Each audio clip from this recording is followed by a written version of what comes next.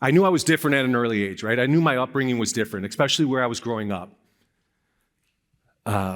Spanish predominantly. I knew in the locker room I was one of none. I was that one who could speak Spanish. I knew being raised by a single parent, I'm not sure if I mentioned that, my mother, it was different, right? In a male-dominated sport, trying to understand where I fit, where I belonged.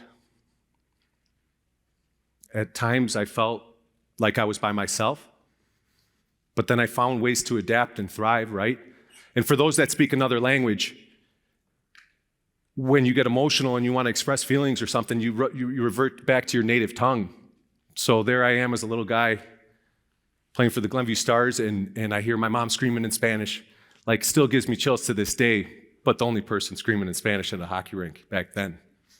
Started to realize as the more I played, teams and players that leaned into these differences, it would show up on the ice, right? It would show up in the locker room. I think about our GM that we have, one of the best GMs in the history of hockey, Jim Nill, with the Dallas Stars, and I think he wouldn't build a team of all right wingers.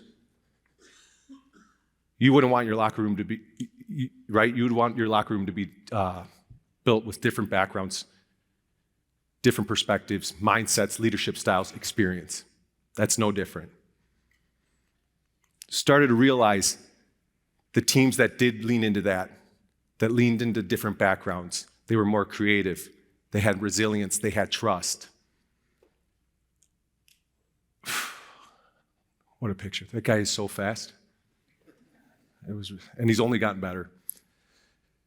I think I realized that at an early age as well that, I wish I would have realized a little earlier that it takes more than skill to win. It takes a lot more than skill to win. I was the first Cuban American, as they said, drafted in the National Hockey League. That's great. I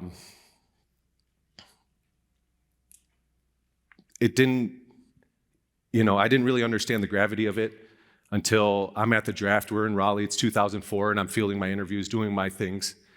And then I'm done, and then I turn around. And there's my mom fielding more interviews than myself. I'm like, what the heck is going on here?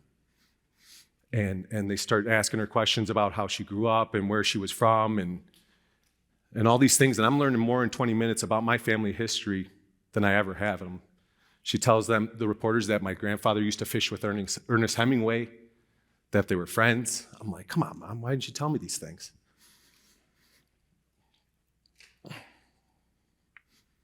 Locker rooms, the higher level you go, the more that the world is inside your locker room, right? And what I mean by that is the backgrounds are different. Different languages are spoken. Different faiths, all of it. I started to befriend, when I retired in 2019, I realized that I had a lot of European friends that I made throughout the years, that I still am friends with. And I think I was able to put myself in their shoes. I go back to the second grade Al, and we've all been there, where like the text message goes out through the group chat, and it says, hey guys, what are we doing tonight? 14 guys respond, 6 don't say anything. But I put myself in their shoes, and I think, you think these of European hockey players coming to North America for the first time in their life, they're 18 years old, moving away from home, playing with players that don't speak their language, they don't know the food, they don't know the lifestyle, and I was able to empathize with them. I was able to build trust with them and understand that culture shock that they're going through. Some of the work I do at the NHL, I go around and talk to teams, and these conversations are pretty wild because I've had all-star players come up to me and tell me they're sitting at a table with their friends and their teammates that they won't speak at dinner because they're afraid by the time that they do speak up or chime in on the joke, that the joke's already come and gone and they look like a fool. These are things they live with on a daily basis. What I started to realize is we have a lot more in common than we don't. The more you lean into these things, the better your team will be.